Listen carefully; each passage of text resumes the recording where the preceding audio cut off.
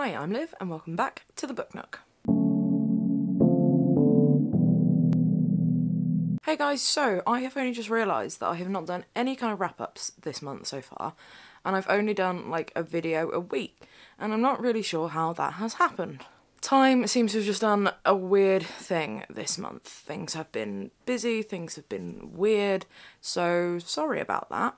So for today's video, I'm going to try and do as quick a wrap-up as I can, considering I've got to wrap up like all 16 books I've read so far. So I will try and be quick. So the first one that I read this month was Eley Williams' Attrib. You guys know that this was my last book of 2017 and my first book of 2018 because I absolutely loved it. I will link down below to the previous videos where I talk about this one. But basically, if you haven't read this yet, go do. It is a short story collection that plays with language and it is so amazing. Then I read Saga, Volume 8. Very, very excited to have this one back.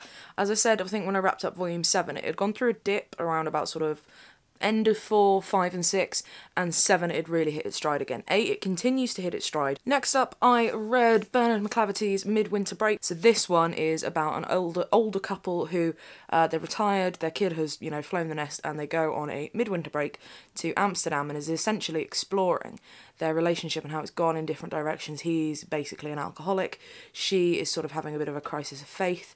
And I was really, really surprised by this one. I've never read any Bernard MacLaverty before, but this one, we had a lot of people asking about this around Christmas because I think it was on Radio 4 just before Christmas, and was really pleasantly surprised.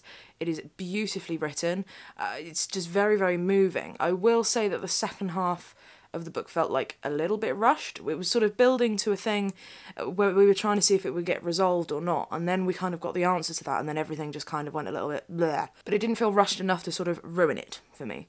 And it's just absolutely beautiful. As I say, really exquisite writing. The character building is so fantastic. I really took these characters to heart and wasn't expecting to, so would thoroughly recommend Midwinter Break. Oh dear. Helen Dunmore's Inside the Wave. Now, of course, this won the poetry category for the Costa Book Awards and was her last poetry collection before she died. Now, this is a really, really tricky one because essentially I don't want to feel mean because, of course, she died shortly after writing this, but I have to say I was a bit disappointed.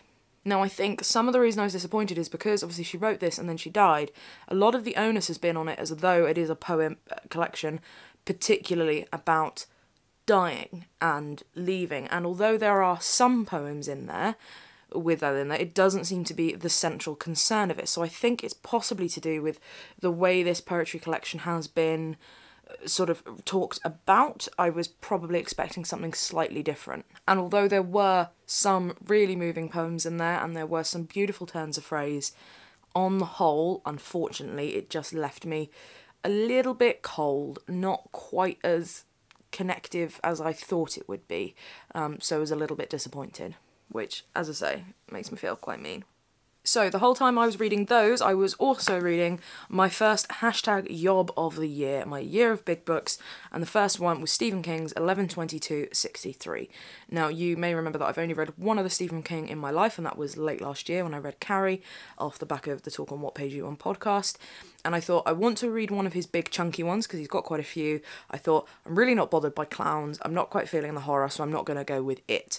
I was tempted by Insomnia, but I was told that that was linked enough to the Dark Tower series that some bits of it wouldn't maybe make sense, and this one just really tempted me. So it is a story about a man living in America who gets embroiled in this, there's this sort of little passage through to 1963, and he comes out at the same time every time, and it's a reset.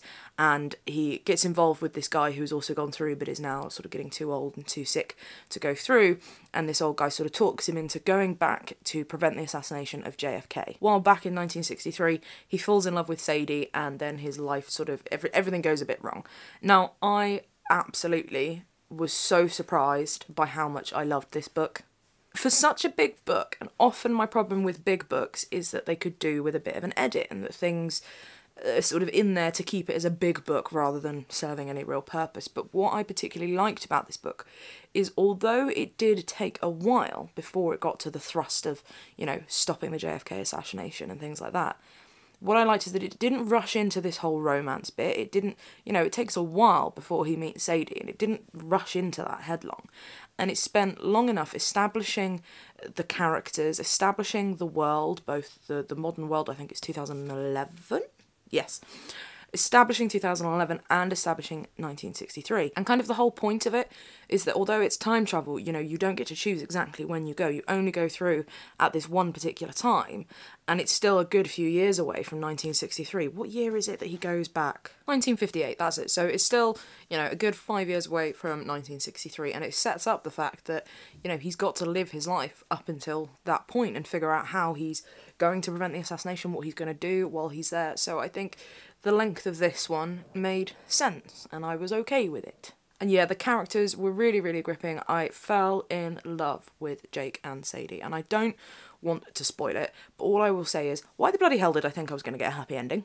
I mean, really, I've not read much Stephen King, but even I know that he's not exactly going to be one for like, oh, happy endings.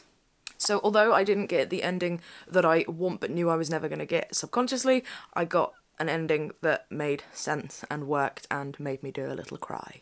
So my first yob read of the year has gone down a treat. Then after that I read Dark Pines by Will D. Now this is one that comes highly recommended by Alice Slater and Bethany Rutter, and they're friends with Will D, and they've spoken about it on their podcast and they've talked about it a lot, and let's just say I really wanted to really, really love it. As it is, I just quite liked it. Like, there were some elements in there that I was really, really impressed with. The fact that the main character was a queer, deaf girl, but it wasn't sort of central to sort of who she is, and there wasn't any points where, like, anything bad happens to her just because she's deaf. It didn't sort of play with that.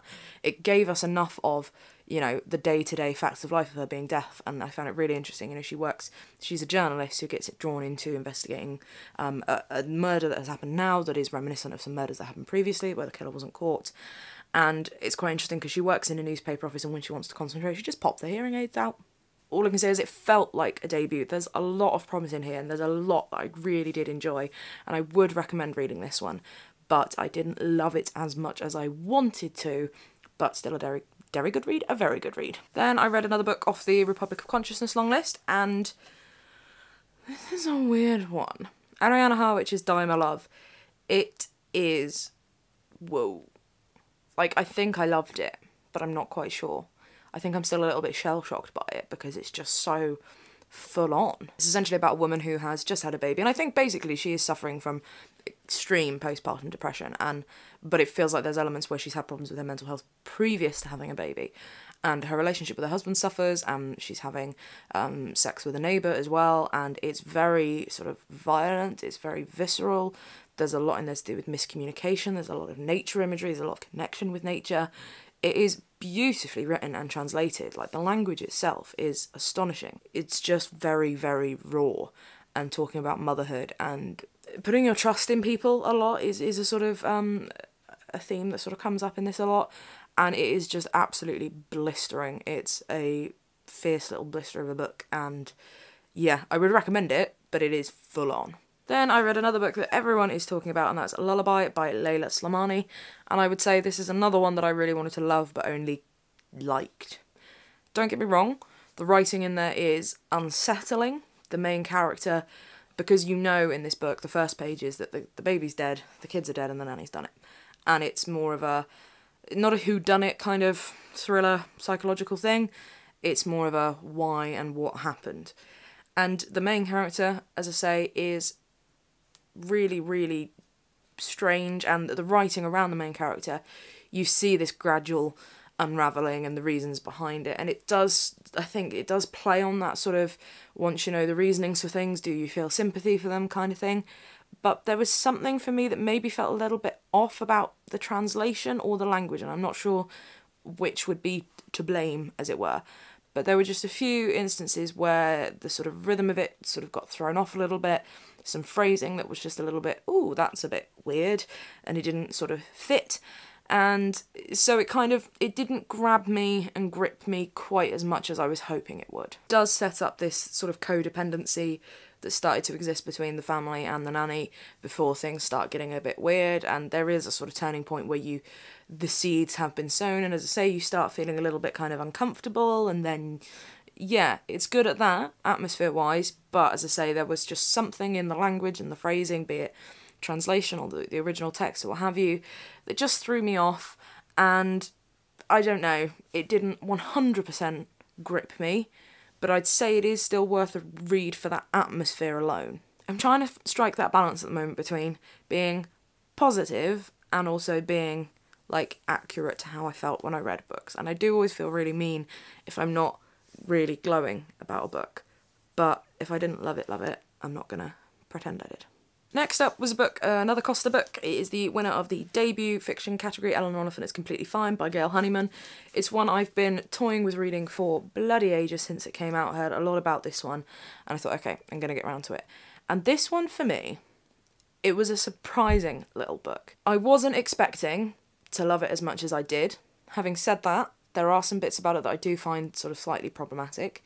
Now, essentially, it's about Eleanor Oliphant, who obviously something has gone on in her life when she was younger, and she has a very sort of closed-off life. She's very controlled, she's very precise, she does things a particular way, and then an old man falls over in the street, and her and a colleague who she's only really just met end up helping him, and sort of through her friendship with the colleague and this guy that they help, she kind of comes out of her shell. And in terms of sort of the progression of her sort of relationships with people, and it's really, really beautiful. I think there were some... I'm going to agree with Alice Slayton, and when she read this one, she said on Twitter that the word she used was cheap, and I think there were a few cheap moments in there. There was a few times where she goes to get her nails done, and, you know, she's not very comfortable with it. It's not the kind of thing she normally does, and they're all very pleasant to her, and then they say, oh, will we see you again? And she's like, no, I can do it at home better and for free. And I just think those kind of things, I don't know, there was just something that didn't sort of sit right with that. And here is a bit of a spoiler alert, but not a full spoiler alert. The ending, there was a twist that is totally unnecessary. Like, you get to the ending and things are sort of wrapping up, and you're feeling a bit warm and cosy, and, like, you know, there's hope for Eleanor and all of this, and you're feeling lovely. And then it's just sort of explained with a line which is kind of done a little bit more throwaway, and there weren't enough clues throughout, I don't think. It was kind of like it was shoehorned in as an extra little twist, and it was totally unnecessary. It was actually a nicer story if you didn't know what, if the thing didn't happen. It was more of a kind of redemptive power of overcoming, I don't know, it just was totally unnecessary in my opinion. So yeah, unexpectedly, really enjoyed this one. As I say, not a perfect book, few bits in there, but as a kind of exploration of the impacts of something that happens to you and how you can pull yourself back and how difficult it can be to get back out there in the world. There were bits of it quite early on that sort of quite, oh, this feels quite familiar kind of thing. You know, not to the same degree, but there were elements that did very much connect. But as I say, the ending, I just kind of, I was angry, and then I was just like, oh, ridiculous. Because it worked without that, guys. If you know what I'm talking about, or think you know what I'm talking about, chat with me in the comments below, or, you know, on Twitter or something, because I want to know if everybody else thinks it was necessary. After reading Eleanor Oliphant, I read the last of the Costa Book Award books that I have not read yet, and that is In the Days of Rain by Rebecca Starr. Now, this one, I did enjoy it. Again, like, I'm not having a crap reading month by any means, but it's just a very January one where books are like, yeah, that was good, but nothing like, ah. So it's about Rebecca Starr's family who were born and then brought up in the Brethren, the exclusive Brethren, which is basically just a really, really secluded, self-seclusion, what's the word I'm looking for? Cult, yes, but there's a word before that seems to have escaped me. Anyway, they cut themselves off from the world, and it is her exploration of, as her father dies, her father is dying, and he has been trying to write a memoir for years. They've come out of the cult, and he's trying to write his memoir, and he's got to sort of like the beginning of the Nazi decade, he calls it, the really, really bad, particularly cultish time of the cult. And he's had a sort of roadblock, and then he dies before he can complete it, so Rebecca Starr sort of writes it for him. And it's really, really fascinating, really sort of sinister and and weird and very, very interesting. I had no idea about anything to do with the Brethren before, never heard of them, don't know whether it's a generational thing or what, but it was really enjoyable. But again, for a non-fiction one, it just wasn't something that totally connected with me. But I did think it was really, really fascinating. Rebecca Stott has a wonderful way of writing that sort of, it does draw you in, but I think it's more to do with my relationship with non-fiction, particularly non-fiction that is sort of like a generational family thing. I get so confused with names and places and hang on, who is this and who is he to that, and cousins, what is a cousin, and whose aunt, and who's had a baby, how many babies, who's dead, who's alive, what is going on, that I struggle to fully connect with any books that kind of deal with genealogy and an extended family history, because I just do not have the brain for that. Like, I get very confused watching Who Do You Think You Are? Very confused. Next up, I read a little slip of a book that was sent to me by Fourth Estate, and that is Chloe Caldwell by Women. This is one I requested because it was one I was really intrigued about when I was looking through the catalogues. So this one, Women by Chloe Caldwell, is about a woman living in New York who falls in love with a woman who is a bit older than her and has a long-term girlfriend. And it is essentially this story of their relationship. Now, I did really enjoy it. The first thing to say is it's another one that's sort of blistering, it's raw, the prose is really kind of gritty and tough, but still really, really sort of incisive. It's really beautifully done in terms of her relationship with her mother and her relationship with Finn, this older woman. Really sort of nicely done, and I did very much enjoy it. I think because I have relatively recently read Pages for You, and really recently, with a colleague at work, seemed to be talking about Carol a lot, just seems to have come up.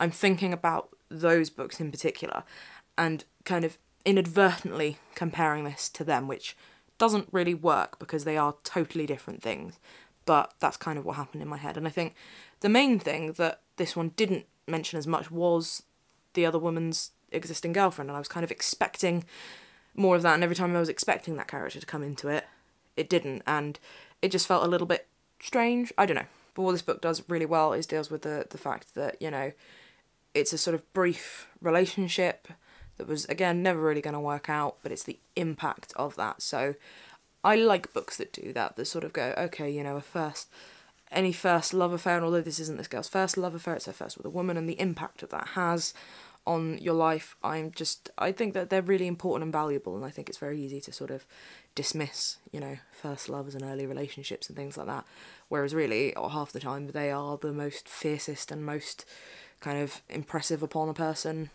long term. So yeah, really, really enjoyed this one. Then I read another graphic novel, Giant Days is back! Yay! Volume 6. So happy to be back with Daisy, Susan and Esther, and I love this series of graphic novels. It's a comfort blanket, these graphic novels for me. It reminds me of university, but it's also just like funny, and it's female friendship, and it's young women figuring things out, and it's just so good. Next up is another poetry collection, Dana Smith's Don't Call Us Dead. I've been very, very excited about this one. Sorry, it's a bit bigger than a normal book, so I have to squidge. This is a poetry collection that is primarily concerned with being a black man with AIDS, and it is incredibly moving, incredibly powerful. The language in here, like, you guys know I don't tend to sort of like write in books and scribble in books, but if ever I was tempted, there were some things that could have done with some underlining in here, because they're just so beautiful. Beautiful in a powerful kind of kick you in the heart, make you realise, oh shit kind of way. Absolutely exquisite. The only thing I will say about this one, and I think it is more to do with the conversation and the nature of sort of reading a poetry collection and how that sort of functions and how you read a poetry collection, because it did sometimes feel a little bit repetitive, but that is the nature of, it's a collection of poems themed around the same thing, and if you read it within a short space of time, of course it's going to feel a little bit repetitive. But having said that, it is just absolutely incredible, incredibly vital collection, and I urge you to go and read it. Incredibly moving. Yeah.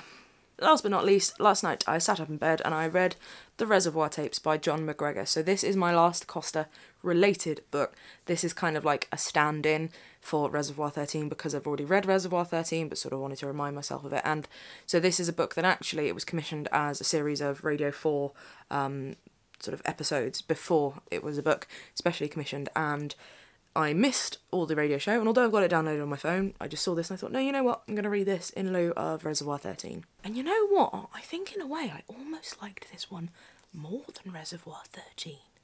Well, no, I don't think that's true. I think if you haven't read Reservoir 13, and you read this, bits of it just aren't quite gonna make sense, so it won't feel like a sort of fully formed book. But what I really enjoyed about this is essentially it goes back to some of the characters before the main events of Reservoir 13 and sort of sets things up. So it's kind of like a little bit of a prequel, but at the same time it does actually talk to the mother of the girl that goes missing. The first sort of episode is the mother of the girl that goes missing talking to a journalist, and it's sort of afterwards. And that first one's so cleverly done, so cleverly done. The little gem of the book, it kind of felt like a distillation of what Reservoir 13 was, which makes sense and is obviously kind of what was intended to do. But I think, yeah, having read Reservoir 13, I almost preferred this one. Almost. So yeah, that is my wrap up for January. I've called it part 1, but it's basically all of them, to be honest. Sorry that this video will be a bit longer, but I guess as I'm only seem to have been doing like 1 a week rather than 2 a week, this is kind of like bonus. So as per usual, have a little chat with me in the comments below about any or all of the books that I have read so far this month. Thank you very much for watching. I shall see you in my next video, and happy reading. Bye bye.